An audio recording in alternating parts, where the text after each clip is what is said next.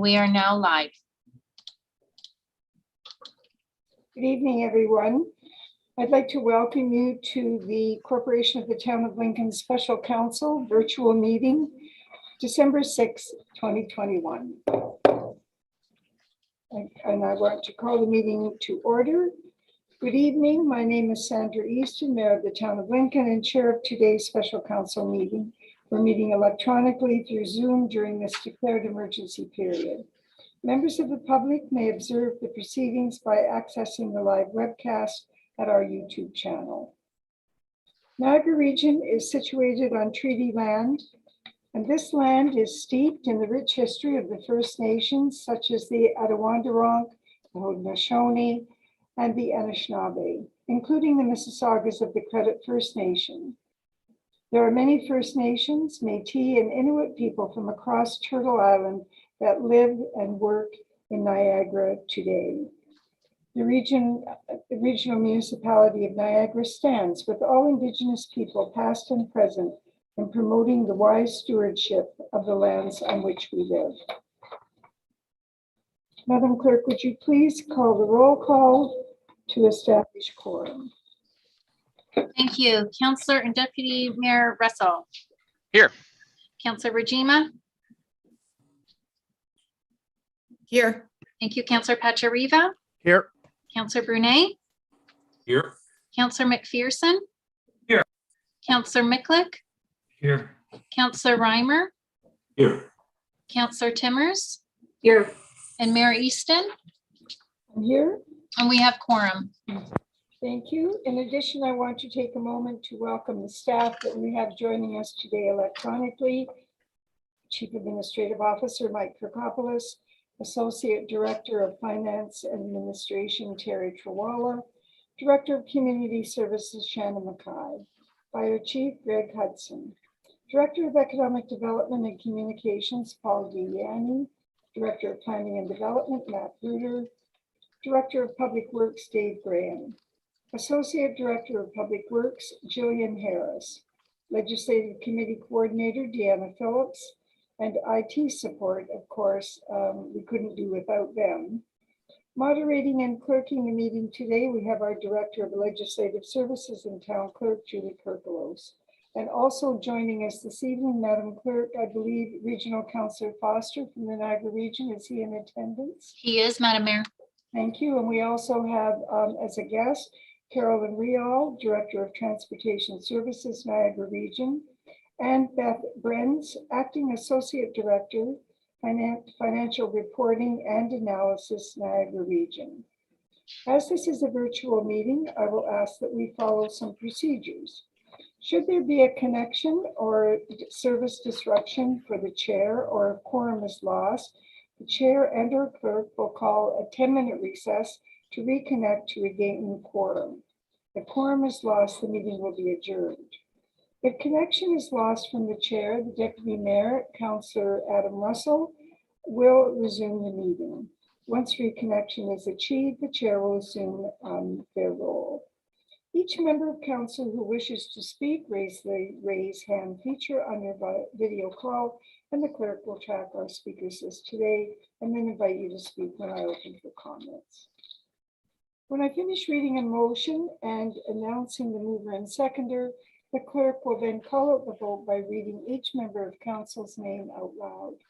Please remember to take yourselves off mute during this portion of the meeting so that you can confirm if you are in support or opposed.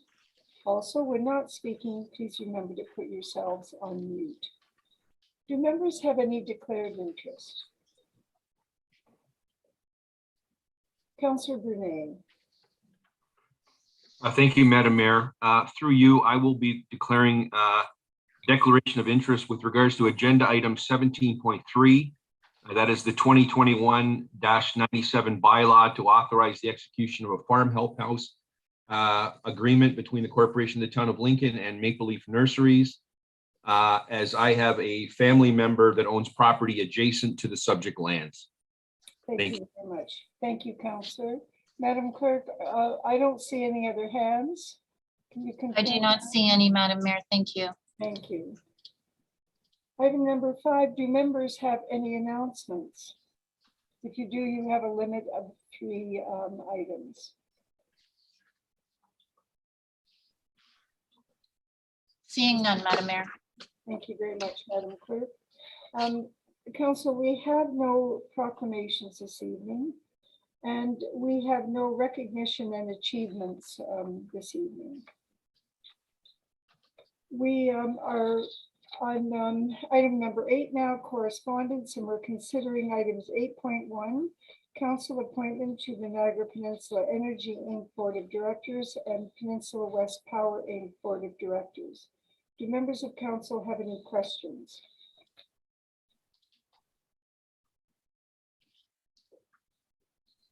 Councilors, I have a motion moved by Councillor Pachariva and seconded by Councillor Reimer that council appoint Councillor Brunet and Councillor McPherson on the Board of Directors of Peninsula West Power Inc.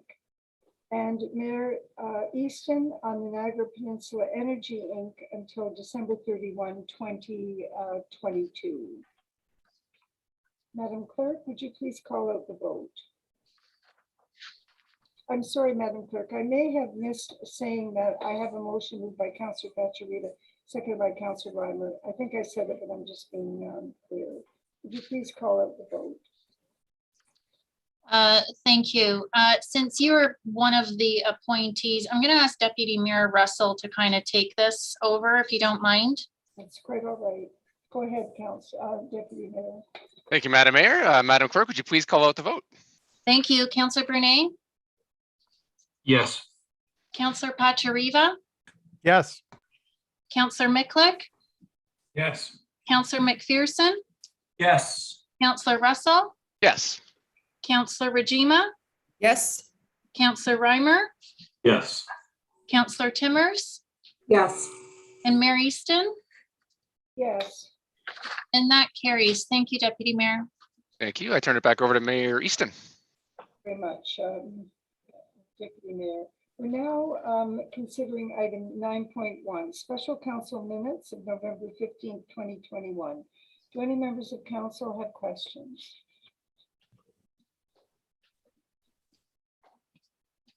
See none, Madam Clerk. I do not.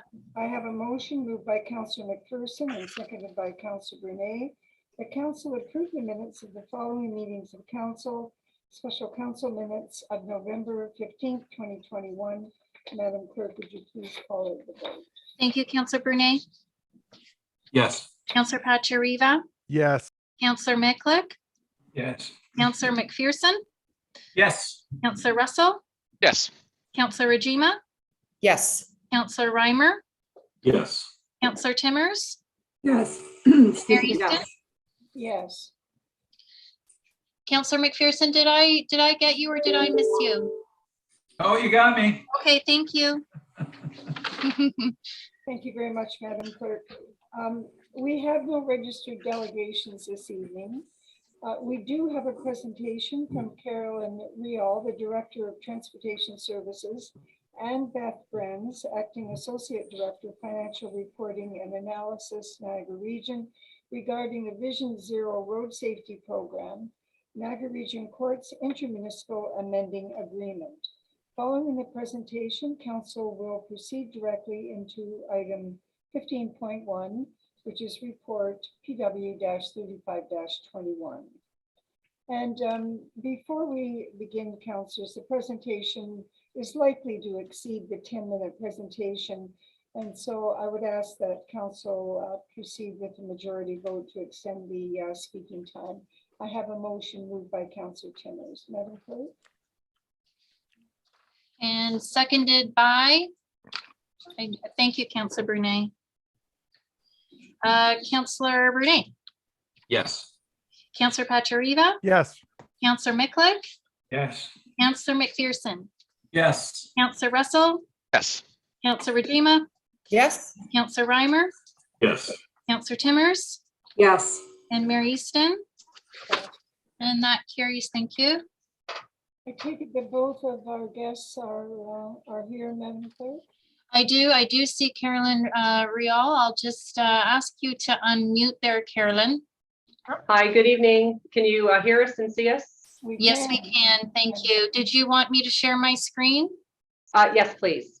Okay, just let me know next slide and I will have that up on the screen momentarily. Carolyn, welcome. It's good to have you back with us. And would you, I see that there's three of you. Would you like to introduce, I don't know which one is Beth and I don't know the other person. So if you wouldn't mind introducing your team. Sure. Good evening. Thank you, Mayor Easton and Lincoln Town Council for having the region here this evening. We're extremely excited to be here tonight to talk about Vision Zero. So in the room, I have Beth Brenz, who is joining me. She's the Acting Associate Director, Financial Reporting and Analysis. So Beth will be assisting with the financial component of the presentation.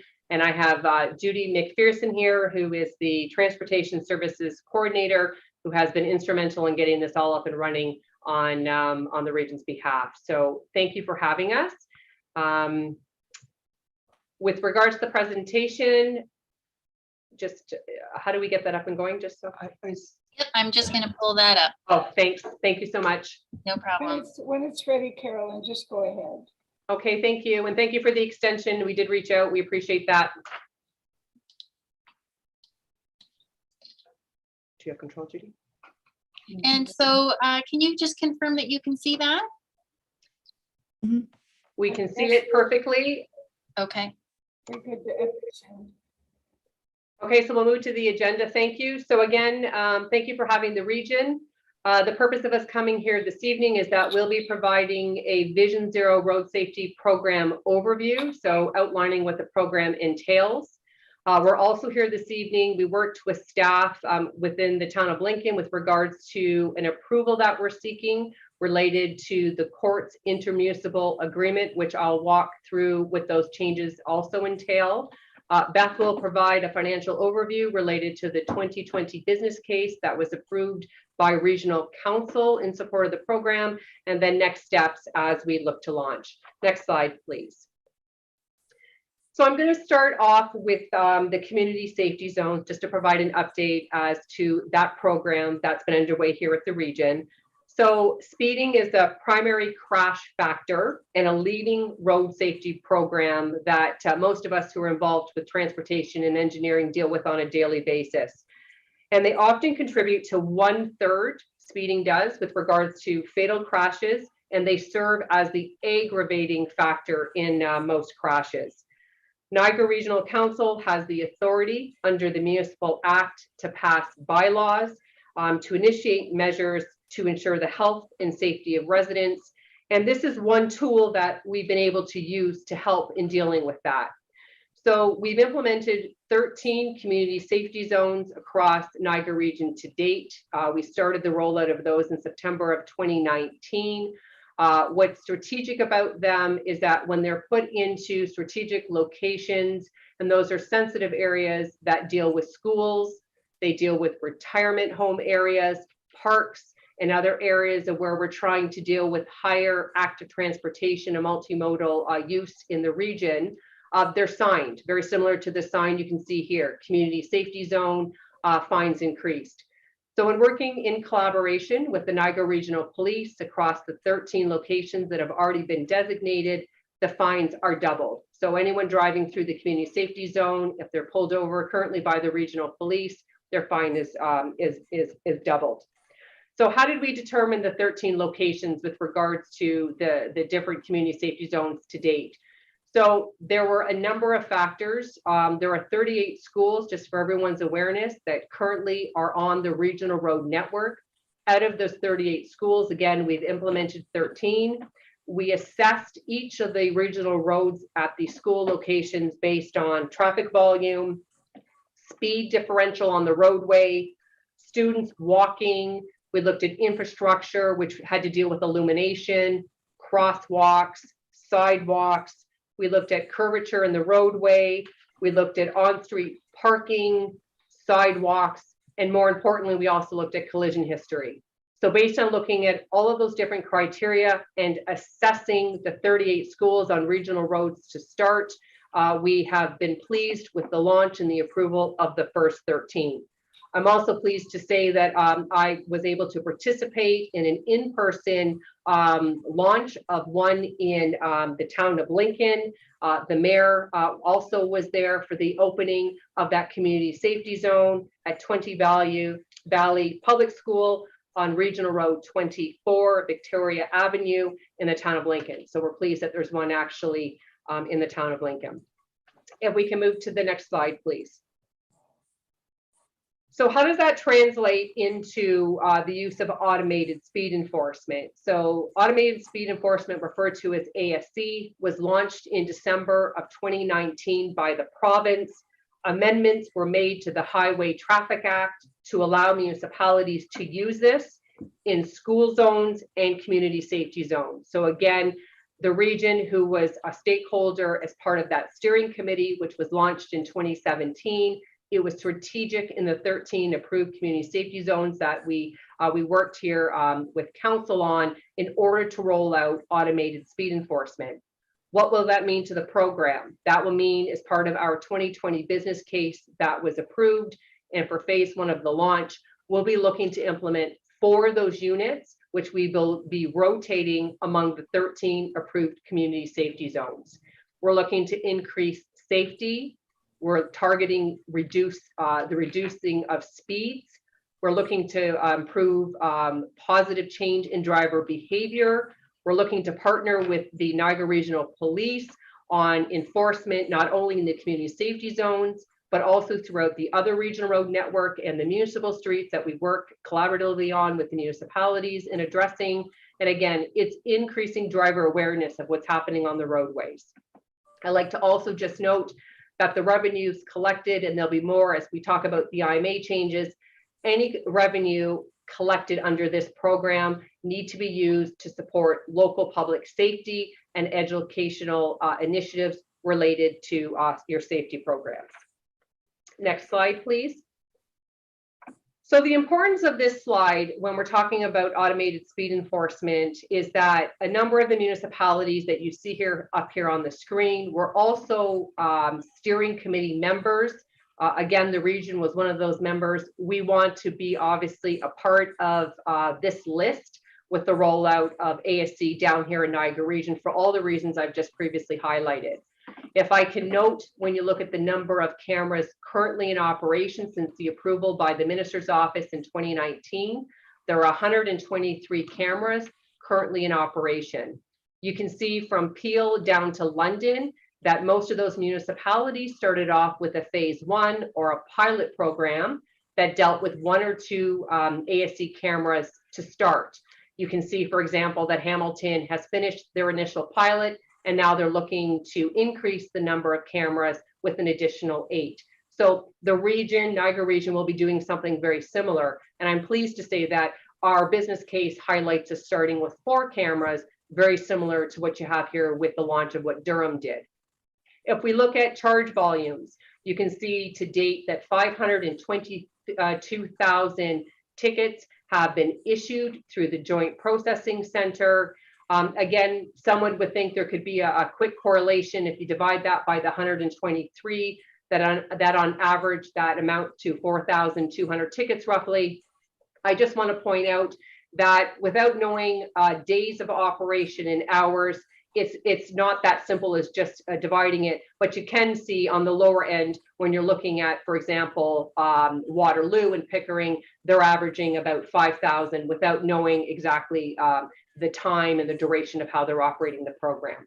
So I just wanted to give some context to the municipalities that are well underway, and obviously the excitement for Niagara region to be bringing the 4 cameras down here as well. Next slide, please. So if I could also highlight red light cameras, this is another electronic form through technology as part of the Vision Zero Road Safety Program that will be rolling out as part of the program. It was introduced in the province in 2000. Many of the municipalities you saw on the previous slide under ASC have been well underway in operating red light camera. In looking at the 2014 collision statistics for Ontario, approximately 24% of fatal collisions within a municipal intersection have to do with someone running a red light. Across the analysis that's been done since 2000 to date, this is a proven technology to reduce that, which is the intent. With the region's complete streets vision, with the multimodal active transportation that we're putting in across all the regional road networks, and in working with our municipalities and how we strategically make those linkages, we're wanting the roads to be safer for all users. So when we talk about those statistics not only are car with car, those are cyclists and pedestrians, and this is a proven technology to help deal with the fatalities and the seriousness of those accidents that can be happening in those intersections. The region is looking to implement 10 of those in the first phase as we roll out, which has been approved through our 2020 business case. I also would just like to highlight before we move on that staff have been working with a consultant.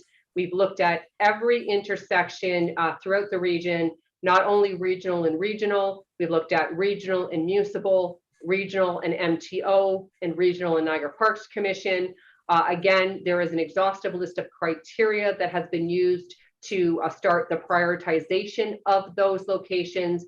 And there will be a report coming back to Public Works and Council at the region in the new year, talking to the 10 strategic locations throughout the region, with the intent, again, with us to move forward as partners with each of the municipalities in the expansion of the program down the road. Next slide, please. When we talk about Vision Zero initiatives, just to highlight, these are initiatives that have been well underway. I've spoken to many of these when I came and did the 1 to 5 year capital outlook. These Vision Zero initiatives are programs that are underway. They fall under the Vision Zero Road Safety Program and will continue they will continue to be strategic programs that we will invest in. Obviously, as we look to extend and expand the program, we'll be looking to increase the automated enforcement pieces of technology, ASC and red light camera. We're continually looking at intersection improvements. Again, that could be with the addition of left turning lanes, road geometrics and curvatures, how those are highlighted, how we look at speeds on those and how we mark them. We've got annual signage and pavement marking programs that we roll out across each of the municipalities. There's been a lot of conversation around mid-block crossings and PXOs that we've been implementing across the region, street lighting, complete streets. And if I could end on public outreach and education, these are some of the biggest programs with the rollout of the Vision Zero program that the region will be investing on, talking about road safety, the red light cameras, ASCs, how you work, how you maneuver through roundabouts. There's a huge education campaign that'll be coming along with this in addition. Next slide, please. So the previous slides were talking to, obviously, what we were looking to roll out as part of the technology and non-technology elements with the Vision Zero program. The next portion of the presentation talks to the approval that we're seeking from each of the municipalities, and one of the main purposes that we're here this evening. If we can move to the next slide, please. So why are we here today? We're seeking unanimous support from all 12 local area municipal councils for the changes that I'll be talking to in a minute as it relates to the intermunicipal agreement that was drafted in 2000 among the region and each of the 12 municipalities. To be clear, the region requires unanimous support approvals across all 12 municipalities. If that does not happen, the program will not be able to operate. I don't foresee that being an issue, but I'm just wanting to raise to each of the municipalities logistically what that means and what the region requires in order to get this program up and running. So what is the purpose of the changes to the IMA? What does that mean? So the IMA is looking to recognize the Vision Zero Road Safety Initiative. It currently does not recognize that in the form where the region is asking for the approvals to lead the implementation. We're looking to operate, provide the oversight, and ensure, more importantly, the legislative compliance with the Vision Zero initiative as required by the province is being adhered to as we roll out the traffic safety initiative. We're also requesting through the intermunicipal agreement that it's allowing for any funds net of the court program costs, and Beth will elaborate on this, related to the operation of this program, that it cover upfront annual and whether it's operating or capital investment costs by the region, again, for the implementation, the operation, the oversight, and the adherence to the legislative compliance piece. And at the end of that, any revenue similar to the current IMA that's already in place, there will be a 50-50 split among the region and the local area municipalities, again, to invest in road safety initiatives, again, as we work together as partners. Next slide, please. So continuing, the agreement didn't identify Vision Zero and the strategic points I just outlined on the previous slide. The current IMA does not contemplate the province's guidelines to adhere to the compliance around the automated enforcement. So we put that into the agreement, again, how the region will work with each of the municipalities on collecting that information and providing it on a semi-annual and annual basis to ensure we're in compliance. I can also speak to the risks of the implementation assumed by the region, with the region offering to do the lead and the oversight component. We're dealing with the public scrutiny. We will be the front of the program. We will address any questions. We'll be launching the education campaign, again, in concert with the municipalities, but the region will lead dealing with any questions or concerns or public scrutiny around that. When we talk about strategic stakeholder engagement, so that's again working with the municipalities on the expansion of the program, is dealing with the rollout of the program and the different entities such as emergency vehicles, municipally operated vehicles and how that's affected through the Highway Traffic Act, emergency vehicles, and in working with other business entities such as funeral homes and processions and how they can be affected through red light camera. So there's going to be an education component. There could be a policy change requirement to make sure that we're all adhering to the Highway Traffic Act and how this could impact each of our lines of business. When we talk about significant risks around upfront capital costs and operating, again, I'll leave that to Beth. And those are just some of the major risks with regards to allowing the region to implement and operate it that we're here to talk to you again as we work together on the approval for this process. When we talk about some of the opportunities, I think the biggest one is that the region has been sitting at the table as a stakeholder member since 2017 in the formation of the ASC. We could be the overseeing body on making sure, again, compliance is being adhered to. We're able to assist with the management of resources, whether that's the hiring of consultants as we assess the program, it's the consistency and the methodology of how it's rolled out across Niagara region, and then how we would move that forward. And then again, it's just dealing with the collaboration as we work with all of the municipalities on the success of the program and the expansion of the program as we move it forward. So I'm now going to turn it over to Beth, who's going to provide some details around the business case that was approved here through Regional Council in 2020. Good evening, everyone. Happy to be here to speak to this initiative. So the goal of the next few slides is to provide a high-level review of the Vision Zero program's financials, as Carolyn noted, based on the information received and approved by Regional Council as part of the Niagara Region's 2020 budget process, and in alignment with the changes that we're proposing to the IMA. And I will also touch on an overview of the risks and opportunities more from a financial perspective. If we could flip to the next slide, please. So this slide provides a high-level overview of the estimated operating budget, as outlined in the 2020 business case. The numbers shown on this slide relate to our first full year of operations, which we're estimating to be 2023. The total operating costs for both the court program and the region's operations in both our transportation and business licensing division are estimated to be approximately $4 million. And we are planning that the $4 million will be fully funded if we receive ticket revenue from approximately 32,500 tickets, 5,000 of which are planned to come from the 10 red light cameras and approximately 27,500 from the 4 ASE cameras. It is anticipated that the ticket revenue generated from the program will allow for enough funds to cover program operations and implementation costs over the 3-year term of the agreement that we're recommending. As outlined in the amendment to the IMA, any program revenue collected over and above the costs in court services, Niagara Region Transportation and Business Licensing Division will continue to be split on a 50-50 basis, similar to the current agreement. And again, as Carolyn noted earlier, any net revenue from the program is required to be reinvested back into public road safety in alignment with the provincial guidelines for the ASC program. If we could go to the next slide, please.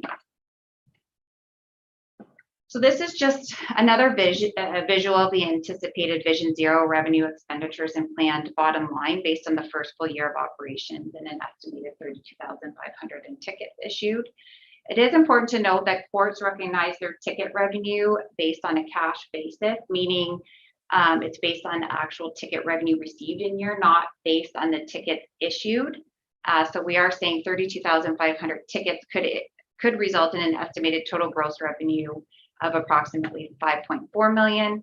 But when considering actual cash received, we are estimating that approximately 300,000 of the 5.4 million will not be received in the first full year, so that comes down to the 5.1 that I'm showing there.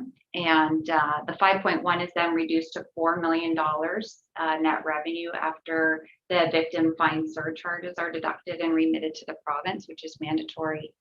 The $4 million is then further reduced to 2.3 million after courts program costs, which we're estimating at 1.7 million.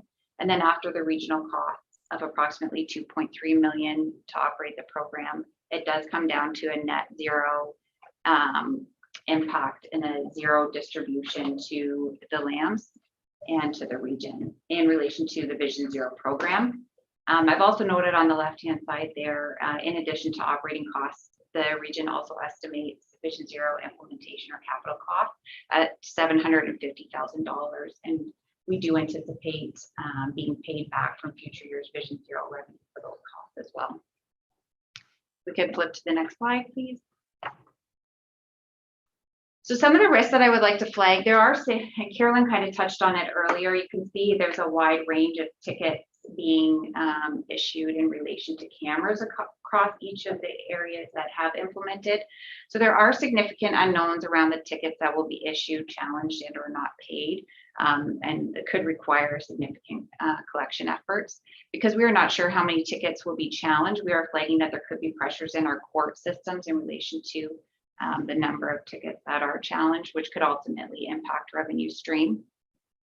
And you know, there is the risk that there's not enough ticket revenue collected to offset our expenditures. But I'll ask you to reference Section 7 of the amendment to the IMA, where we are saying regional funding will be utilized to keep the Vision Zero program whole, and that the region would be repaid from future years' revenue streams. So depending on when we go live in 2022, there could be more upfront costs than revenue collected.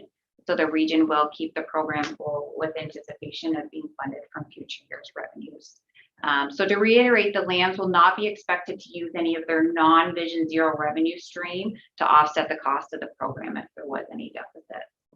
And then from an opportunities perspective, obviously the goal of the program is to change driver behavior to reduce overall speeding on roads within the region and ultimately improve road safety.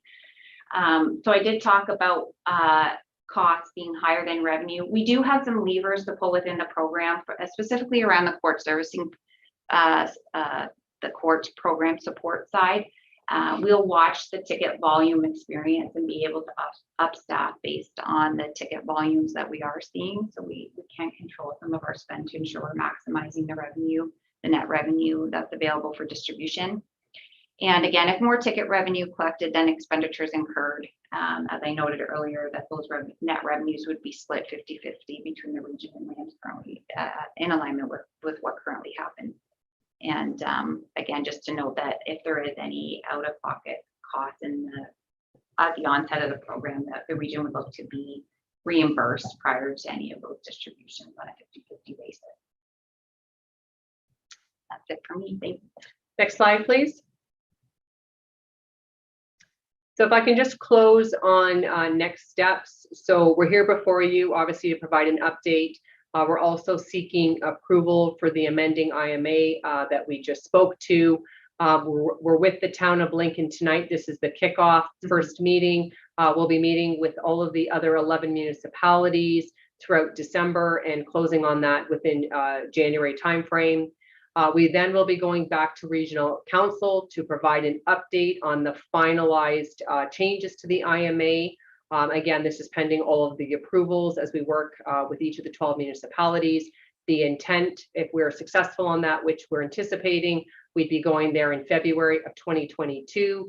And then we also would be working and seeking council approval on the execution. So the approval for staff to execute the various vendor agreements in order for us to work with the ministry, the Joint Processing Center, and each of the vendors for the red light camera and ASC technology. We're targeting to have those agreements again with that approval being executed between February and March, with the anticipation of ordering and going live in Q2 of 2022.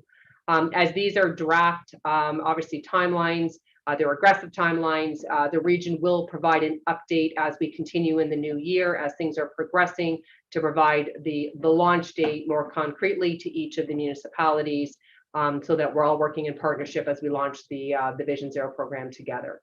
So thank you for having us here this evening. We'll now open the floor to any questions.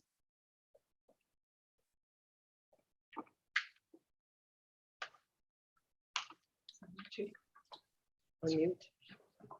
Thank you very much, Beth. And councillors, as this concludes the presentation portion of the agenda, we'll take questions on this report only, not on any of the appendices that were included as background information.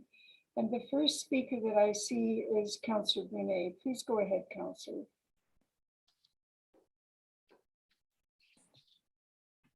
Thank you, Madam Mayor. Through you to Carolyn and Beth and Judy, thank you very much for your presentation. And Carolyn, thank you for your commitment from Transportation Services Division to coming out and being a dedicated partner with the town of Lincoln. We appreciate and respect that you've got 12 municipalities that you're dealing with, and we appreciate always the time that you spend with Lincoln. When I look at the presentation, through you, Madam Mayor, to the presenters, you know, and the growth that we have, that we're experiencing across Lincoln, you know, you don't have to look any further to the benefits that you show in your presentation on the automated speed enforcement. And all those things are what we talk about on a regular basis in the community, every week, every month, every year. So, you know, we're always looking to increase safety. We're always looking to reduce speeds. You know, we endorsed the region's you know, motion to look at reducing speeds and what that would look like at the province in terms of 50-kilometer zones and beyond. So this is all great stuff, and we appreciate the fact that you know, we're the first community that's seeing it. And we have a great relationship with the local NRP. Our mayor has worked very hard with some of the staff sergeants. Our CAO has worked very, very hard. Our staff has worked very hard to build up a great rapport with the NRP. But I really think this will free up a lot of the police resources, and we look forward to this. I have one question. Everything was very clear on how it's going to roll out in terms of the 4 ASEs. With regards to the red light cameras, Carolyn, you spoke about a report that's going to come out, that you're working with a consultant, that you're looking at strategic areas, looking at regional roads, municipal roads, as far as the Niagara Parks, even looking at all strategic areas. If it would be deemed that you know, the 10 RLCs, the red light cameras, are going to be put in 10 specific areas, moving forward, what is the flexibility moving down in year 2 and year 3 to move those red light cameras? In other words, will they be fixed for for an extended period of time, or is there going to be flexibility moving forward to move those around? Maybe not every year, but as we move forward. Through the chair, so thank you for the question. So the 3-year period that we're asking for really has to do with the region's ability to get the program up and running, and I'm referring to it as the initial phase 1. With regards to the 10 red light cameras, we will be assessing. I'll say the driver awareness and the change to the driver awareness in those locations across, the 1 to 3 year term to understand if there's been a reduction, which is what we're targeting. We're looking to target a reduction of the right angle collisions in those 10 locations. And one of the things that red light camera speaks to is the halo effect, is that because people don't know or forget where they get positioned, it changes driver behavior within an extended geographical area where the actual red light camera is anticipated and where it's placed.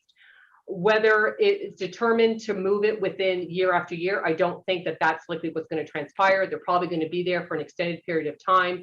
Again, it's really going to come down to what the data is showing on whether we improve something and we relocate it, or whether it stays and we look to increase with additional red light cameras down the road. So that'll be part of the assessment as we're collecting the data and we're seeing how it's changing the right angle collisions at those and neighboring intersections in the vicinity. That's great. I appreciate that. And I don't have any other questions. I'll turn it over to my other colleagues in terms of questions, but I do appreciate the business case and the financial review overview here that was in the presentation to make sure that all our costs, or as much of our costs, will be recuperated. And this Vision Zero initiative is terrific, and we look forward to working with the region as we move forward in other initiatives, whether it be complete streets, traffic calming, street lighting, signage, mid-blocks, PXOs, whatever it is. So thank you very much, Carolyn, and your team. Thank you. Thank you, Councillor Renee, and we'll move on to Deputy Mayor, Councillor Adam Russell. Go ahead, Councillor. Thank you, Madam Mayor. Through you to the delegation. Just wondering if you can confirm what the expectation is for the number of days that the 4 ASEs will be in service per year once they're deployed. So through the chair, so we're still working out some of the logistics around that, and we'll be providing that back through a report here to council as well. The conversation has been to have the 4 ASCs, which will be rotated among the 13 different community safety zones that have already been designated, to have them operational 7 days a week, but there'll be strategic windows of period where they'll be operating and then not operating. And that's something that we'll be collaborating with as we work with our colleagues in courts. So we'll be monitoring the number of tickets that are being issued and the impact that has on the court resources. So the intent will be, that'll be something we'll be adjusting as we see the ticket volumes coming through. Thank you for that answer. Another follow-up, Madam Mayor? Yes. So through you, back to delegation. And can you confirm whether or not they will be when they are operating on their set schedule in whatever the designated areas are, will they be operating 24 hours a day? Do they have the capacity to issue tickets at night? So through the chair, again, the intent is to have the 4 ASC operational. There will be specific periods of the time where they'll be out throughout, whether it's the day or the evening. So the intent right now, again, is we're still looking, and until we get the program up and running and we see how many tickets are coming through and what the impact again on the court will be, we're going to be modifying the time and the windows of that time. Again, it's really until we get up and running. So the intent is, yes, they could be running 24 hours at that location. Again, depending on the number of tickets that are being issued, we might have to scale that back to obviously work with our colleagues in courts from a resource and capacity standpoint. Okay, thank you very much. Thank you, Madam Mayor. Thank you, Deputy Mayor. And I'll go now to Councillor Timbers. Thank you very much, Mayor Easton. Carolyn and your team, thank you very much for the presentation. this Vision Zero road safety is very important to our community for sure in all of the region. And I know, as one of the councillors has already said, this has been an ongoing conversation around safety and speed. It's a real problem in all of our communities. So I'm really quite happy to see this coming forward. My question around the ASC and the red light cameras were already answered. Just looking at the financials, the operating business case based on the first full year, I'm just wondering how the number of tickets, how did you come up with that 32,500 tickets? Is that based on other communities? Is that where that estimate is coming from? Go ahead, Carolyn. Through you, Madam Mayor. It was a combination of a couple different things. I think we were referencing some of Hamilton's experiences early on, and then also just what our court system could actually handle. So that's how we did determine the actual ticket volumes. There is fluctuation there, and we were actually considering, based on that model, how much would our costs be, and how many tickets would we have to collect to issue in order to cover our cost at $4 million. So there's a lot of uncertainty there around the actual number of tickets that we're going to issue. So that's what I was flagging that in the risk section. I think what Carolyn touched on there with monitoring how many tickets we are issuing and how the courts are managing and processing those tickets. We might see some fluctuations there. We might see that those ticket volumes come down, or, everybody's prepaying their tickets and things are really moving smoothly in the courts. And then we can turn on the cameras for longer periods of time and be able to collect more revenue. So I wouldn't say that the actual number of charges is an exact science by any stretch. Okay, thank you very much. And Mary Sin, I just have one other question. So from what I understand, any revenue that the local area municipalities would acquire, those funds need to be spent adding to this program. I'm just wondering, I think I read that correctly. So to install a red light camera or to purchase another one for our community or put one, we would have to meet quite a stringent criteria. Is that correct? Like, how would that be placed? What the municipality would want to spend on, and would that be in collaboration through the region? So through the chair, so the region will be providing an annual update to council, and we're happy to provide that to the municipalities, obviously, as well. There'll be a collaboration that'll be happening between transportation and the local area municipalities. So once the funds, if and when we're in the revenue stage of a program, we'll have the conversations with the municipality on where and how they'd like to invest those dollars. So that would be the next phase of the program. So depending on how large the revenue stream would be later down in the program, if the municipality wanted to use those funds, for example, to deal with pavement markings or signage or illumination upgrades, the region would work with them on where those dollars are being allocated, and then we would report that out to the compliance portion that we need to provide back to the province. If there are discussions at a later date on them wanting to look to implement a red light camera or an ASC piece of equipment, again, that would be a larger conversation that the region is having collectively with all the municipalities. The criteria we'd be assessing against, and again, working with the courts on the larger capacity unknown that we're going to be working towards to understand, again, how many tickets can we successfully process with resources. And it really comes down to those contesting it, which is really the matter we'll be assessing as we launch the program. Great, thank you. Thank you very much. Thank you, Mary Easton. Thank you, Councillor. Councillor Mikulik, you next. Thank you, Mary Easton. Through you to Carolyn Rao. I echo many of Councillor Bernade's statements in terms of with regards to safety and its importance. I do also recognize that Beth Brenz is here as well. So from a business model, from a financial model, like, is there any consideration when I was looking at the list of cities, is there any consideration about the Niagara region and its proximity to the border? So I would expect to have a lot of tourists and people of that sort of nature receiving these sorts of tickets. Are these collectible? Have these been weighed into the calculation in terms of tickets issued, court costs, and this sort of thing? I just with regards to our logistics and our location. Thank you, Councillor. Carolyn? Yeah, so through Madam Mayor, so very good question.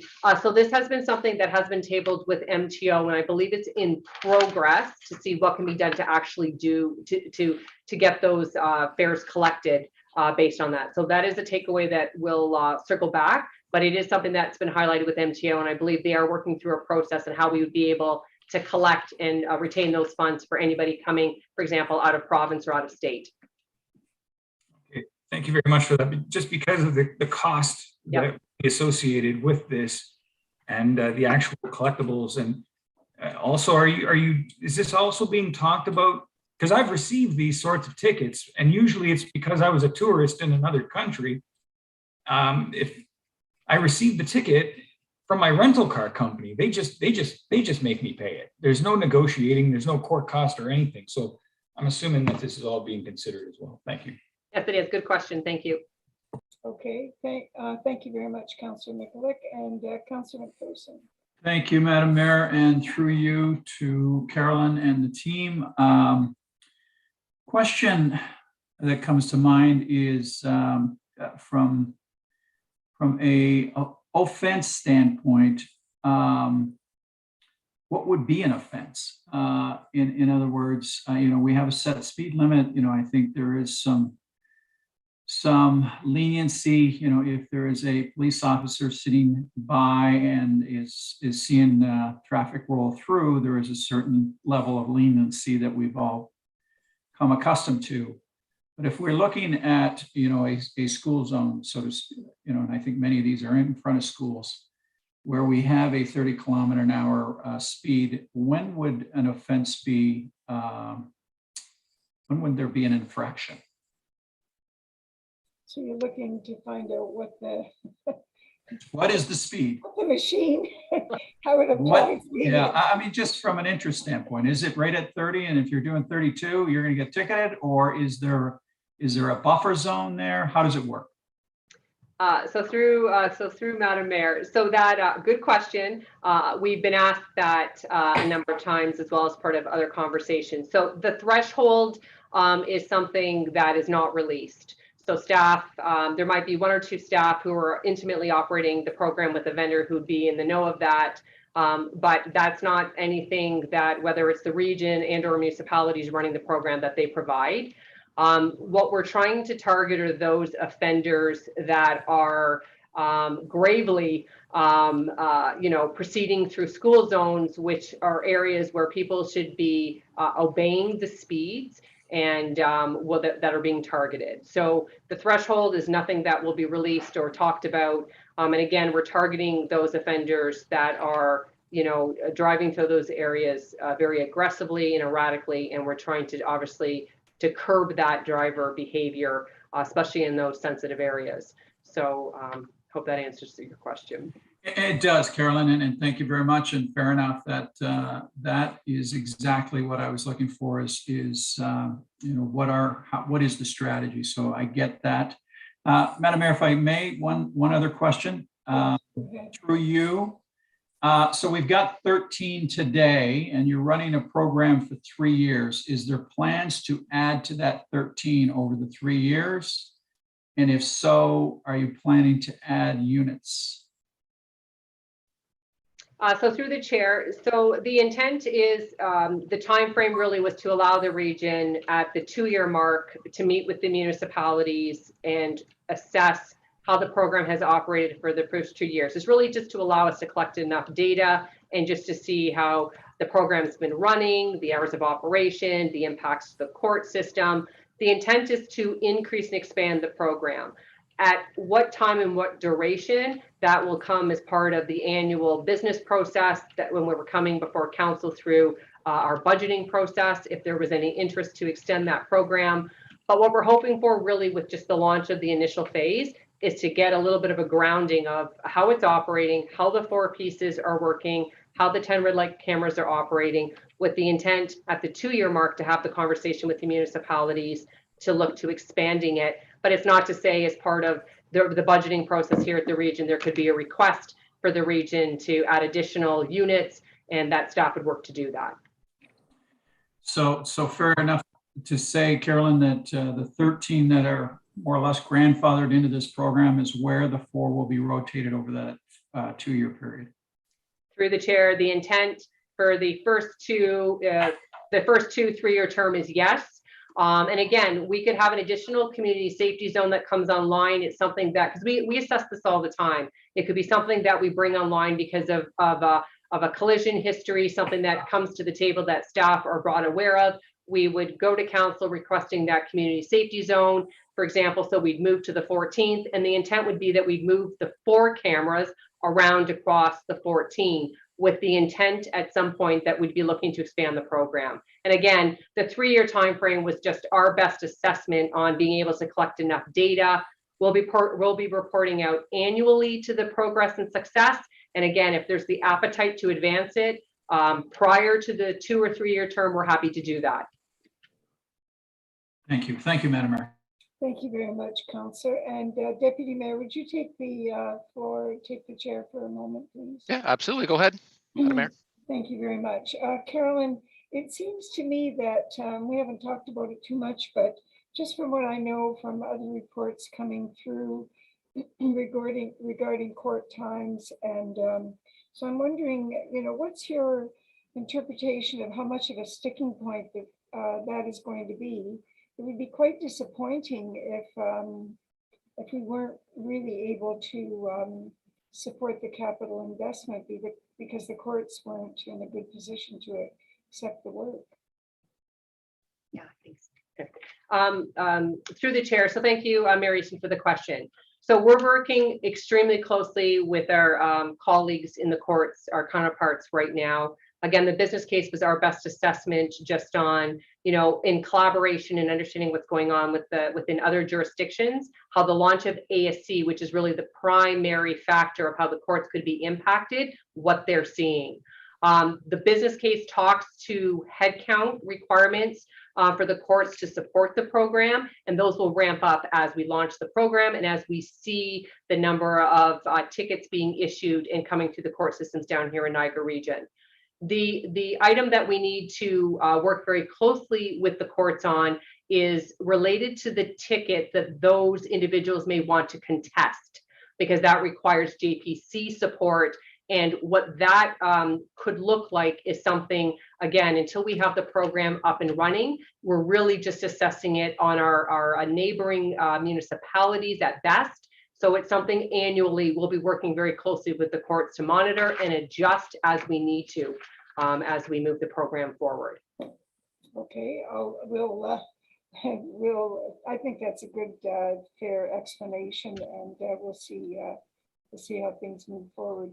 The clerk has just advised me that Councillor Foster has a question. Madam Clerk, in the past, we've had to approve the regional councillor as a delegate. Do we need to do that right now? Technically, in our procedural bylaw, Madam Mayor, we do. So if we could just have council with a show of hands if they would permit the delegation to speak, please. Thank you very much. Can you just show your hands, councillors? And that carries, Madam Mayor. Thank you. Thank you very much. Well, welcome, Regional Councillor Foster, and please ask your question. Yeah, thanks, Madam Mayor, and a question to Carolyn regarding this. A number of councillors and discussions have gone on within the town of Lincoln about not only regional roads, but potentially outreaching into the municipalities themselves. So Carolyn, I'm just wondering, what's the longer term looking at this? Are municipalities free to go and look at putting their own programs in place within their community zones, or is this something that has to be worked through with the region as well, or what's kind of the thinking process with that? Okay, thank you very much, Councillor Foster. Go ahead, Carolyn. Thank you, Councillor Foster. Through Madam Mayor, so good question. So the region will be the agent that'll be signing all of the vendor agreements and the agreement with the MTO, as well as the Joint Processing Center. So we are legislatively will have to meet that compliance. So the real answer is that with us and having to adhere to all of that, the conversations will be had with the partners. Again, when revenue starts to come to the table at such point down the road on how they would like to invest their dollars. So really from the standpoint of the region being the agent that's going to be enlisting and approving all these different agreements, the intent would be really to work with them on how do we expand it. This is a safety initiative that we don't foresee only for the regional road network. The intent is to expand it wherever we can to improve road safety, even on municipal streets in addition. So it's really just the initial phase is to get us up and running. Again, when revenue streams are known at such time down the road, there will be the collaboration and the participation with the municipalities. We'll work on criteria sets similar to what we're using here on how we bring problem areas online as well. And it'll be a collaborative effort in how we do it. It's not to say that the program as it evolves, even from the province, isn't going to change down the road and how that may open itself up through different means. But again, right now the initial phase is really just to start small with the 10 and the 4, to monitor it annually, to have those conversations and to see how we can invest, again, not just on regional roads, but on the regional, the municipal road network as we need to. Okay, thank you, Madam Mayor. Thank you very much, Councillor. I see no other hands, Councillors. This does conclude the presentation portion of the agenda. I have a motion moved by Councillor Timmers and seconded by Councillor Russell, that Council receive and file as information the following presentation. Carolyn Rial, Director of Transportation Services, and Beth Burns, Acting Associate Director of Financial Reporting and Analysis, Niagara Region, regarding the Vision Zero Road Safety Program, Niagara Region Courts Intermunicipal Amending Agreement. Madam Clerk, would you please call out the vote? Thank you, Councillor Brunet, Yes. Councillor Pachariva, Yes. Councillor Miklick, Yes. Councillor McPherson, Yes. Councillor Russell, Yes. Councillor Rajima, Yes. Councillor Reimer, Yes. Councillor Timmers, Yes. Mayor Easton, Support. and that carries. Thank you very much, Madam Clerk. Councillors, will move directly then to item 15.1, report PW 35-21, Vision Zero Road Safety Program, Niagara Region Courts Intermunicipal Amending Agreement. Our Director of Public Works, Dave Graham, will provide opening remarks to this report, and then we'll follow on to questions. So Dave, would you please go ahead? Thank you. Through you, Madam Mayor. Again, this aligns with the presentation that you just heard from Carolyn and her team. So the purpose of this report is for Council to approve the required amendments to the Niagara Region Courts Intermunicipal Agreement in support of the Vision Zero program. From staff's perspective, we're very supportive of this program, and we really feel it is important in terms of improving road safety and within Lincoln, and looking at trying to change driver behavior and ultimately lowering speed. So I'm really glad to see this come forward. Thank you. Thank you very much, Dave. And I'll ask now if any members of council have questions. Deputy Mayor, Councillor Adam Russell. Thank you, Madam Mayor. Through you to Director Graham. Just wondering if you could clarify that. I'm just wondering if I misheard what Ms. Riel had said about the fines, but in Appendix G on page 6, where it outlines what the fines would be for speeding in Ontario, would those fines not apply to all of the infractions that are captured by ESC? Or is there going to be an unspecified set limit depending on the number of tickets coming in that they'll utilize? Any idea? Through you, Madam Mayor, I'm wondering if I could turn this question over to Carolyn. I think she might be able to provide a little more detail. Yes, certainly. Carolyn, you're still there, I take it? Madam Clerk, is Ms. Rial still with us? I am, Madam Mayor, I'm pulling out the appendix. Just give me 1 second, just to make sure I answer the question properly. So I'm just going to go on to mute until we pull the report out, and I'll respond in 1 minute. That's fine, thank you.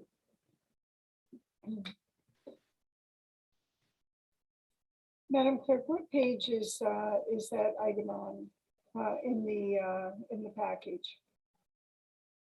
I can pull it up on my screen. Deputy Mayor, can you tell me what section of Appendix G? It was page 6 on Appendix G. Okay, And I can it says pull that fines up. breakdown, Yep. 3rd line down. Yep, I will pull that up right now. If you can just confirm that you can see that. Yes. Yep, perfect, okay. And I'll try to enlarge that. Just give me 1 moment. There you go. So thank you for the question, and thank you for pulling that up. So through Madam Mayor, so these are set fines that have been outlined for the automated speed enforcement. So depending on whatever the threshold is and how quickly you're traveling above that threshold, these are the set fines that will be applied to the issuance of the ticket. So these are set related to automated speed enforcement. Okay, thank you. And just one follow-up, Madam Mayor, through you to either I'm assuming it's going to be Ms. Rial. Yep. There is another bucket that when I did a little bit of exploration, it's over 50 kilometers per hour. Knock on wood, we don't see any of that in Lincoln or in the region, but where the fines do escalate a little bit higher. Is that not on the table?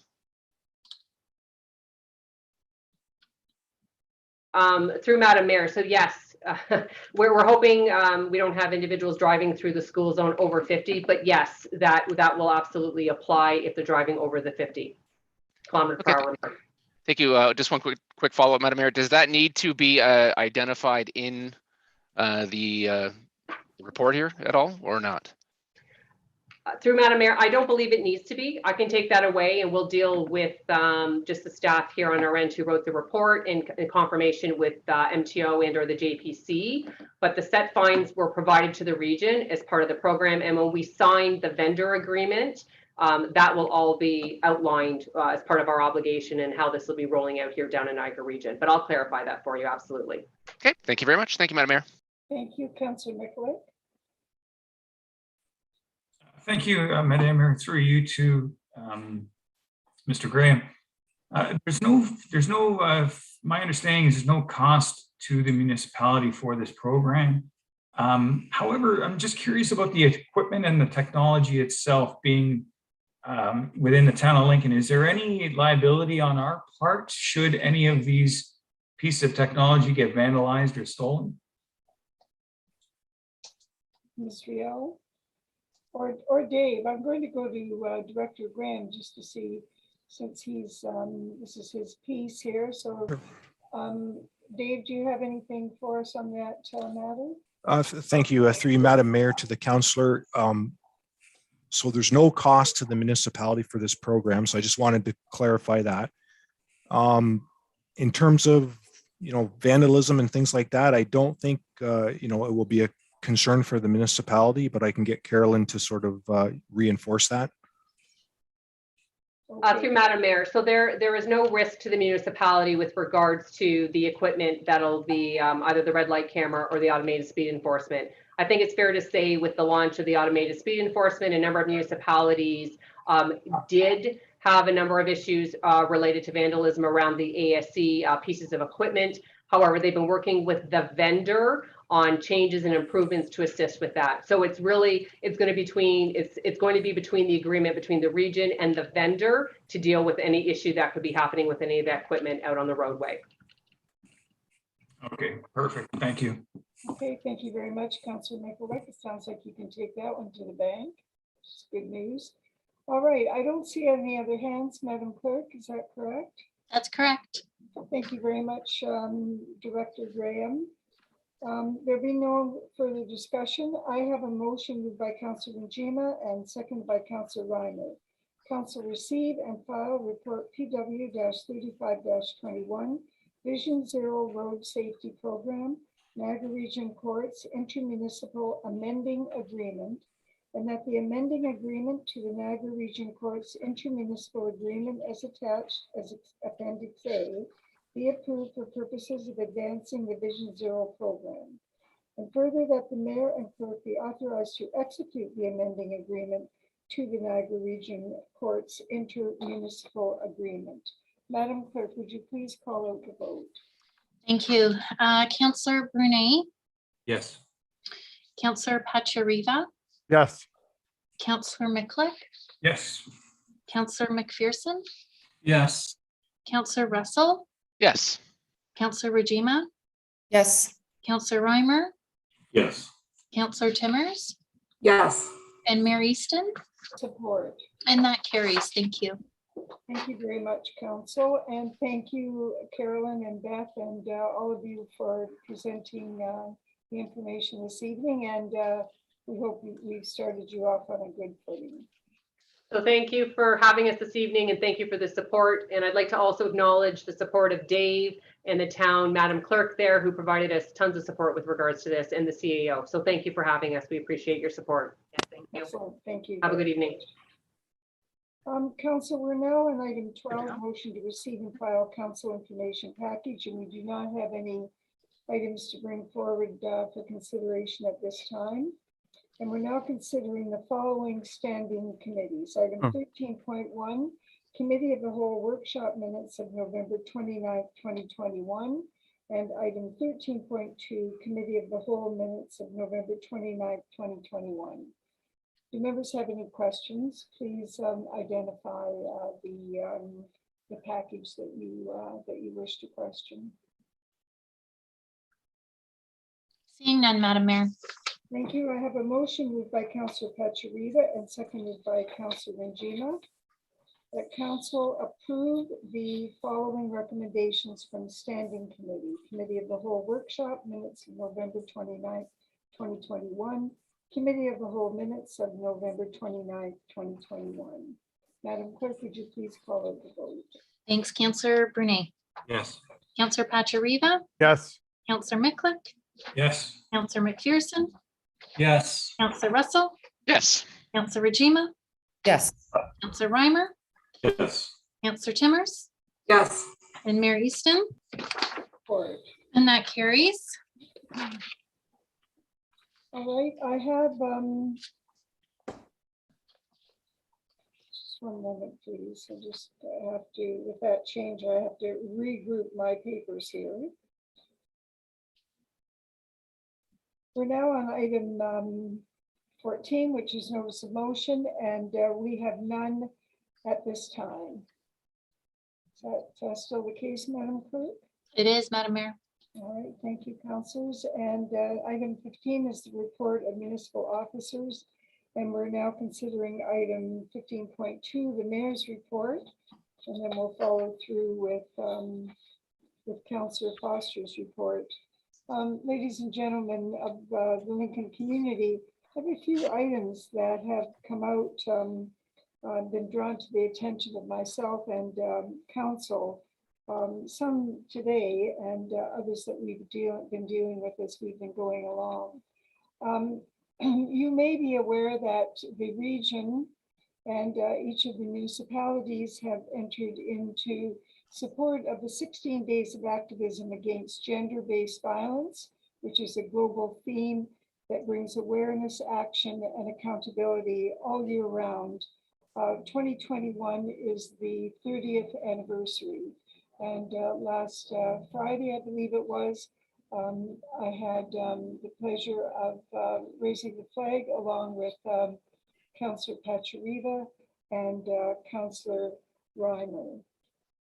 And so we seem to do these things year over year over year. We wear white ribbons, and we don't seem to make a great deal of progress, which is really unfortunate. And so once again, today we heard about the, I believe it's 32 years since the horrible catastrophe in Montreal with all of the young women that were studying in Polytechnique. And it just really crushes you to think what it must have been like for the parents of those young women, all brilliant young women. And I'm sure that some of those parents have died by now. They must have had such a burden on their hearts through all of this. And yet, as we talk about the missing Indigenous women, the missing children, we just don't seem to be making the progress that we need to as a community. I also want to draw to your attention a statement by the Prime Minister today on the 100th anniversary of the election of the first woman member of Parliament. And that was Agnes MacPhail, who became the first woman elected to the House of Commons 100 years ago. She was a champion for the working class and her rural constituents. She was a trailblazer who helped advance gender equality in Canada. And that's why I keep repeating, how much more time, how much more effort will it take for us to really make progress? She was a self-proclaimed feminist. She spoke publicly about the role of women in politics, and she encouraged other women to enter public life. She pushed for equal pay for the work of equal value and helped with provincial suffrage movements across the country. While Ms. MacPhail did hold some viewpoints which we would not support today, she also continued to face opposition from her fellow parliamentarians simply because she was a woman. She would serve in the House of Commons until 1940, playing an important role in helping diversify Canada's parliament. But since her election, in 1988, Ethel Blondin Andrew became the first Indigenous woman elected to the House of Commons. And 5 years after that, Jean Augustine took her seat in the Parliament as the first Black Canadian woman to ever be elected, in the same year that Canada saw its first woman Prime Minister, Kim Campbell. So in 2021, 100 years after the election of the first woman member of Parliament, Canadians elected over 100 women to Parliament, marking the highest number of women ever to sit in the House of Commons. Now, this piece is truly partisanship, so I won't go into that any further. It's the number that we're interested in, not the party. So we have made some progress in the advancement of women and girls within the workplace, and I look out, counselors, at many of you who have daughters, and so I know you're very, very interested in this message, and many of our staff have daughters, and everyone is watchful, and we are all encouraging our children to do their very best. So I ask all Canadians, all members of the Town of Lincoln citizens, to pay tribute to Agnes MacPhail and to all women throughout our history who have raised their hands to serve their communities. And at the same time, we think with heavy hearts about those who have suffered from the thoughtless and almost tragic and also tragic behavior of those who were so against women even getting an education that they just couldn't seem to hold their themselves back. I also want to speak about the appointment of the Housing Affordability Task Force, which also came forward today.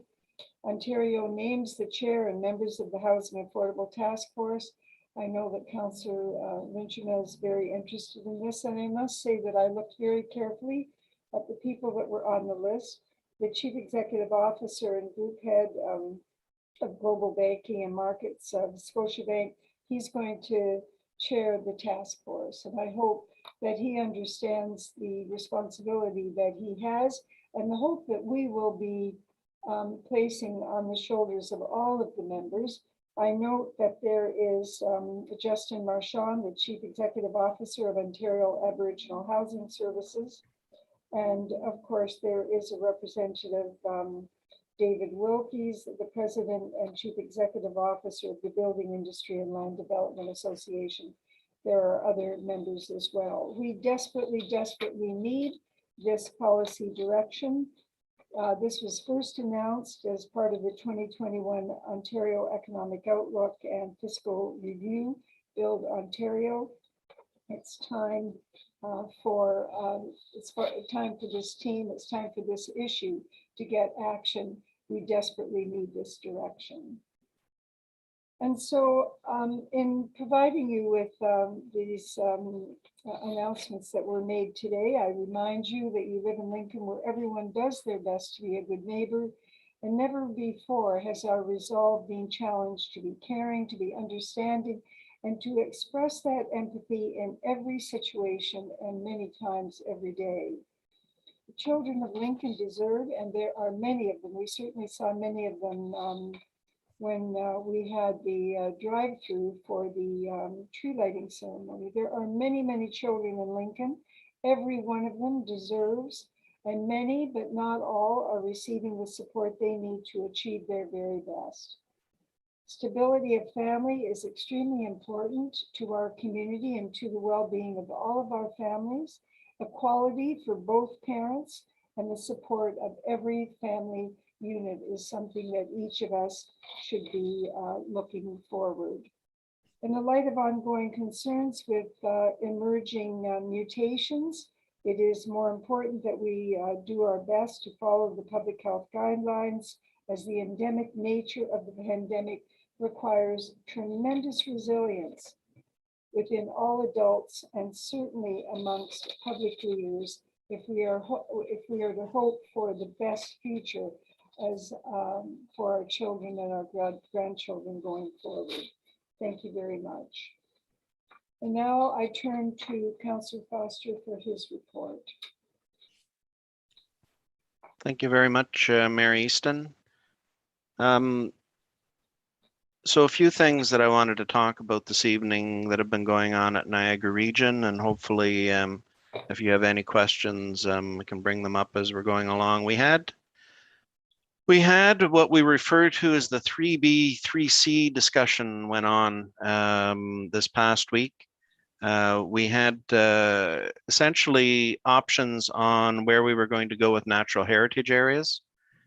It was a very interesting discussion. Mayor Easton and I had a number of back and forths on this one over the last few weeks, and what it really came down to with this particular policy that's going into place is that the 3C option really, for all intents and purposes, wasn't much different than 3B. There was, Sandra, correct me if I'm wrong with my commentary on this, but it came down to 10 acres of area within municipal boundaries and linkages, et cetera, that were of prime difference between the two options. So my concern, of course, is that I did not want to see Niagara Region becoming Big Brother with processes in and around this, which in the discussions they're not. Planning and approvals will be at the lower tier when it comes to the approval processes, but these are natural heritage rules that will be there, and municipalities in and across Niagara will be looking to follow those. Probably better somewhere along the line to have your planning staff give a good review of this to you as a council, and have a discussion, because it will be coming to you at some point in time for additional discussions, or at least understanding of where this particular policy is at. Transit, the plan and the model was approved by Regional Council. It's now to be discussed across Niagara. Triple majority is required to move this forward. For all intents and purposes with this, the commission model that had been negotiated, including commentary coming back in from the town of Lincoln, as well as CAOs across Niagara, is the one that was approved. And they're looking at a two-tier group that's going to be looking at these things. So Councillor Njima and I have had a number of discussions on the Joint Accessibility Committee and having understanding on disabilities. My understanding is that the underpinning committee will be the one that is going to be going and having if not, at least people on it will be outreaching to the disability sector to make sure that what's being followed within these policies and guidelines will be taken care of. And that should hopefully resolve in the future some of the problems like we've seen. Diane has been very vocal with me on the app that is not accessible for those with sight impediments. So anyway, that is being looked at, and my understanding with that, by the way, is that that will be resolved relatively soon. There's work on that particular application that's going into place. At least that was the information that we were given at our last meeting through to Councillor Renjima.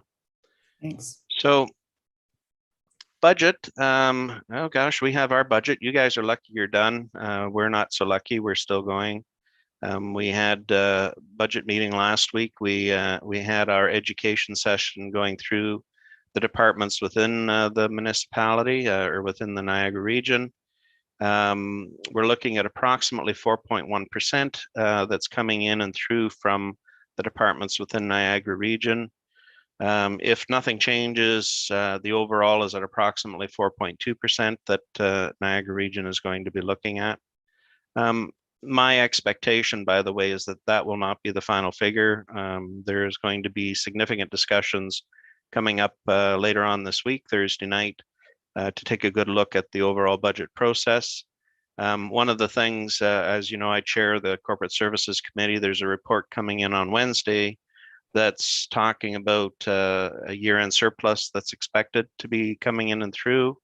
I'm not exactly sure where that's going to go, but suffice it to say, that will probably become a topic of interest for Thursday night as well.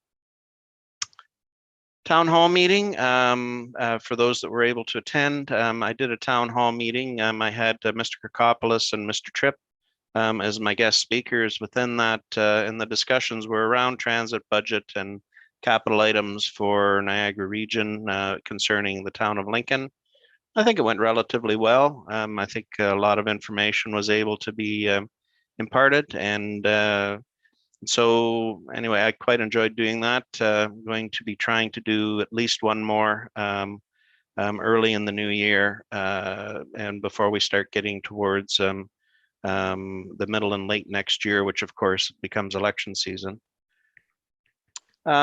This morning, there was a brief meeting with Mr. Tripp and various staff members from Niagara region. I'm dealing with Mr. Graham and Mr. Kirkopoulos to talk about some of these capital items that had come up in previous meetings. It was actually a very good discussion.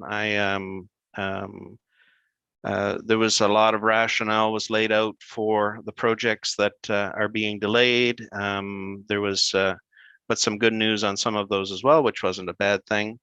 And I'm sure Mr. Graham will be bringing everyone up to date at your next infrastructure meeting within that particular area. I'm really not sure if the region is going to have another meeting, Madam Mayor, between now and the end of the year. So I did want to say a Merry Christmas to all of you guys as we're coming through this. And of course, we'll be seeing each other at various events over the course of the next few weeks. And one thing I don't have on my list, I've been in discussion at Niagara region. We had, as part of our budget process the other evening, a lot of questions come up about cybersecurity again. It has become a major topic of interest with municipalities across Ontario. As you guys know, I chaired the digital task force reviewing cybersecurity at AMO, and we did produce a toolkit and a report within that. What I've been debating in discussions with Mr. Tripp and also Mr. Henry at the region is to consider doing a 1-hour seminar at some point in time. I have good connections with one of the heads of cybersecurity with the OPP in Ontario. And I was thinking it might be a good thing to have them come and talk to us about what's happening in this particular area. I was debating about it being at the regional level, but certainly if we end up getting that organized, we'll make sure that you guys get invitations so that you can attend. It's one of those ones I got to tell you, when I went through the process originally, it kind of makes the old hair stand up on the back of the neck when you're listening to what can happen, and some of the definite risks that are out there. So anyway, there's just some very, very smart ways of going and protecting yourselves as a municipality, as well as personally, that will end up being talked about. So anyway, with that, Madam Mayor, that's my report for this evening. Great, thank you. Thank you very much, Councillor Foster. And so I'll open the floor up to questions of Councillor Foster on any of the matters that he's brought forward. Deputy Mayor, Councillor Adamroso. Thank you, Madam Mayor. Through you to Regional Councillor Foster. Thank you, Councillor, for coming in and giving us another update. Just wondering, I'm noting your police budget increase for NRP at a 4.2% increase, and I'm wondering if there's any additional support going to our local detachment with that increase. Through you, Madam Mayor. So the actual figure for the Niagara Regional Police is 4.5%. It has an effect on the budget because of the size of what the police budget is. So it can drag it up a bit, it can drag it down a bit. As I said, I'm expecting it's going to land at 4.2 if we do nothing else, because of that influence that's coming into play. As far as detachments out in our area, the mayor and I have made sure that we are mentioning this all the time. The police chief and I believe it's Councillor Steele, who's the chair of the police board, have mentioned that there is some review going on in these particular areas, but there's nothing specifically I can give you this evening, Councillor Russell. Okay. Thank you, Regional Councillor Foster. One follow-up, Madam Mayor. Yes. Either maybe to yourself or to Regional Councillor Foster, is there a formal process to request additional support in terms of active members for local detachments to go through the region from your municipality? Well, actually, that is something that we've been doing on an ongoing basis, Deputy Mayor, and we do it. We have to use the chain of command, and so we make these requests through the staff sergeant, and both the CAO and myself have met with him. We've met with all of them on several occasions, and every time any report comes forward by a councillor identifying areas of concern, that information is directed immediately to the staff sergeant. Now, I believe Councillor Brunet may remember when this happened, but I believe it had happened at least a year ago, maybe 2 years ago. And we sat down with the chair of the Niagara Regional Police Services and another staff member. I've forgotten who it was. And it was at that time that we were talking about how many full-time equivalents were required to backfill non-productive hours, sickness and maternity leaves, and all of the activities, court hours, all of these things that take police officers off the beat, if you will, and out of our communities. And the request for 50, I made the request then, they said it was 50. And so I said, then we need 50 new officers because it will be net, it'll be a net zero when it's all said and done.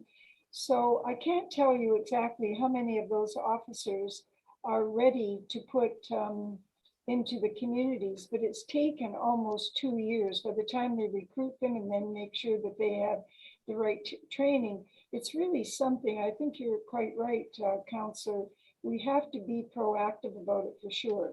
But anyway, they were quite shocked, I think, that I would have the nerve to ask for 50. Everybody else is saying no, no, no. And I'm saying, don't wait for trouble.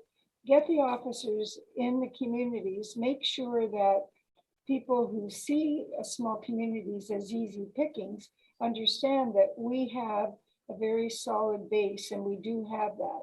Now, I'm going to quickly just go to Mr. Kirkopoulos, just in case I've missed something, but that's pretty much how we've handled it. Mike, do you have any comments? Through you, Madam Mayor. No, I don't. Not much to add, Councillor. I think what you're doing now, Councillor Russell, is probably the appropriate venue and approach. I think continuously bringing it up, continuously, I think speaking to the topic, we can definitely go back and advocate, I think collectively on council's behalf. As always, if there's motions of council that suggest we want to, have more officers and hire more, those often are also helpful. But to the mayor's point, I think we try to work it through various channels in the various conversations we're having, both administratively as well as politically through the Police Services Board. And one step further with all of this as well, Mayor Easton is bang on. The decision was made 2 years ago to actually go and do the investment in new officers. That was a pretty big to-do when we went through and did that at the region. That had a pretty significant effect on our budget going into the year 2020. And so they have been gradually putting and training and putting people in place over the course of the last 2 years. But how they're distributed and what's going on to place, we have obviously we're not the ones that make those decisions. That's operational, that's going into play. But all we can do is advocate, and I can tell you, your CAO and mayor and myself as well are continuously advocating for more out in our area, so they know we're here. Okay. Well, No, what that means, Deputy Mayor, is also that we're not just looking, we're not comparing ourselves to areas where they have shootings and stabbings and all the dramatics that go along with community development. We're making the case that we need to have officers in our community so that we can have a very healthy and safe community. And we take that argument forward equal to anybody that has the dramatics, which unfortunately come with larger centers. no, and I appreciate that very much. And again, I think to everyone's agreement that it is something we want to keep on the forefront and be proactive with as our population grows, and those are of Grimsby and West Lincoln. If there is a long lead time to get feet on the ground or boots on the ground, we need to be as proactive as possible. So if a motion is necessary, if it helps expedite the process a little bit, again, maybe that's something that we can look at. But again, thank you, all three of you, for continuing to take this up with the region and being great advocates for the town. Appreciate it. So I think this is such a good, it is a very good news story that we have here. There's no point in complaining about the police budget when you're asking for 50 officers for the greater good of the entire Niagara region. But anyway, that's what we did. And, yeah, and I think, however, we need to keep our eye on where those resources are going. yeah, and I think too, just to let you guys know, there was a bit of a kerfuffle when it came to the police budget. And it was actually, my expectation is there'll be general agreement on this council as well. But the police department had requested that they have 500,000 to be taken and put into reserve for a variety of reasons. And regional council basically said, no. If we're going to do a reserve, it's going to be at the region. Thank you very much. So there was some adjustments went into play with that. I don't know if the police board was particularly happy about it, but the reality is that it had to do with reserves, not anything else that was going on. So I thank you very much, Council, and thank you, Councillor Foster. I don't see any other hands. I have a motion moved by Councillor Mikulik and seconded by Councillor Timmers. The council receive and file as information the following reports of municipal officers, mayor's report, and regional councillor update. Madam Clerk, would you please call it the vote? Councillor Brunet, Yes. Councillor Patriva, Yes. Councillor Mikulik, Yes. Councillor McPherson, Yes. Councillor Russell, Yes. Councillor Rajima, Yes. Councillor Reimer, Yes. Councillor Timmers, Yes. and Mayor Easton. For it. That Thank you, carries. guys. Thank you, guys. we'll all be wishing you all the best as the month goes on, Council. Thanks very much for coming out again tonight. Yep. Good night, guys. Night. I have we have an item under number 16, but we don't have any confidential items for this evening, and we'll move on to 17, which is a motion to approve bylaws. We have 4 bylaws for consideration, and we're going to consider bylaw 2021-97 separately due to the declared conflict of interest. Madam Clerk, would you please proceed to remove Councillor Brunet from the meeting due to his declaration, I will. and confirm when you're ready to proceed. Councillor Brunet has been removed from the discussion. Okay, so let me just go to 2197. This is the Help House.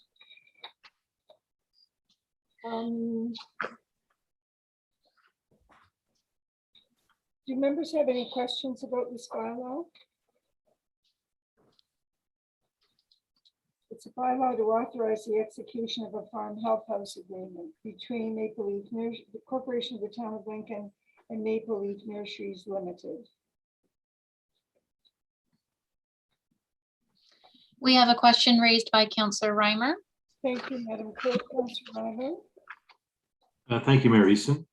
Just a question of clarification. Do we have through you to staff, do we have a maximum number that would be involved in the definition of a farm help house? The maximum number of units?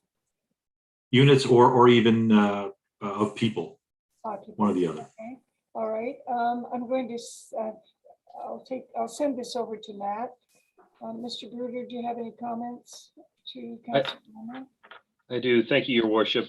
We don't necessarily have an occupant limit for farm help houses, but I would note there are some advantages, especially when you have an operator that has multiple farms in the area as well, to have a consolidated help house for various reasons. Sometimes it helps, instead of having help houses all over the place, to have a more consolidated. I'm not necessarily sure if that's the case here, although I believe it is, but ultimately, no, we don't have an actual occupant threshold in our definition of a help house. It really depends on certain aspects of the site, from a servicing standpoint, for example, on what's feasible. Okay, thank you, Mayor Easton. Thank you, Director Bruder. Thank you very much, Councillor. And Deputy Mayor, would you just take the chair for a moment, please? I have a question. Yeah, go right ahead, Madam Mayor. So Matt, it's my understanding that this particular company had many houses, single family houses that were being used for the bedrooms for their employees because of the state of the situation with housing overall. Is that correct? Yes, Your Worship, that was previously the case. Okay. All right. I just wanted to clarify that this should ease things a bit in that regard, which is good. Thank you very much, Deputy Mayor. Okay, Madam Mayor, back to you. Thank you. All right. I don't see any other hands up.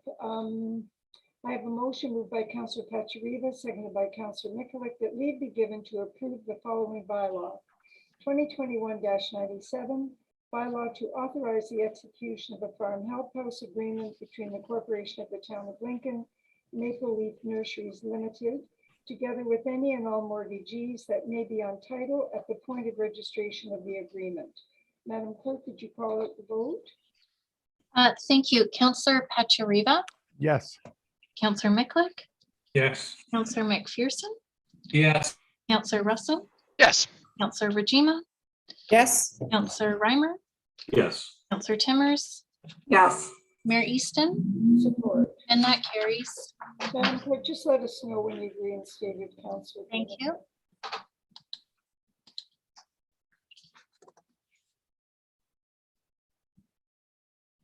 And Councillor Brunet has been reinstated into the meeting. Thank you very much. I have a motion moved by Councillor Russell and seconded by Councillor McPherson, that leave be given to approve the following bylaws. 2021-95, bylaw to establish and regulate payment of various fees and charges within the town of Lincoln. 2021-96, bylaw to establish and maintain reserve and reserve funds and repeal bylaw number 91-47 and 89-128. 2021-98, Z565, bylaw to amend zoning bylaw number 93-14-Z1 as amended of the town of Lincoln, Camden Estates. Madam Clerk? Thank you. If there's no questions, I don't see any hands. I do not, so I'll read out the vote. Call the vote. Yes, Councillor Brunet, Yes. Councillor Pachariva, Yes. Councillor Micklick, Yes. Councillor McPherson, Yes. Councillor Russell, Yes. Councillor Rajima, Yes. Councillor Reimer, Yes. Councillor Timmers, Yes. and Mayor Easton, Support. and that carries. Thank you. Councilors, we'll move on to confirming the proceedings of the special council meeting. I have a motion moved by Councillor Winchina and seconded by Councillor Pachariva that leave be given to introduce bylaw number 2021-99, being a bylaw to confirm the proceedings of special council at its meeting held Monday, December the 6th, 2021, being read a first, second, and third time. That bylaw number 2021-99 be enacted and passed, and that the mayor and clerk sign and seal the said bylaw. Madam Clerk, would you please call out the vote? Thank you, Councillor Brunet, Yes. Councillor Pachariva, Yes. Councillor Micklick, Yes. Councillor McPherson, Yes. Councillor Russell, Yes. Councillor Rajima, Yes. Councillor Reimer, Yes. Councillor Timmers, Yes. Mayor Easton, Support. and that carries. Thank you very much. Before we motion to adjourn the meeting, do members have any comments? There being none, I have a motion moved by Councillor Brunet and seconded by Councillor Timmers that special council meeting of December the 6th, 2021 be adjourned at 19:49 hours. Madam Clerk. please Thank you, call the Councillor vote. Brunet, Yes. Councillor Pachariva, Yes. Councillor Micklick, Yes. Councillor McPherson, Yes. Councillor Russell, Yes. Councillor Rajima, Yes. Councillor Reimer, Yes. Councillor Timmers, Yes. Mayor Easton, Support. and that carries. Thank you. Thank you, Madam Clerk. Thanks to all of the staff for their support this evening, and councilors for all of your very important input. This concludes our special council meeting for the evening. Thank you to everyone who joined us this evening, and a reminder to all stay safe. Thank you. Thank you.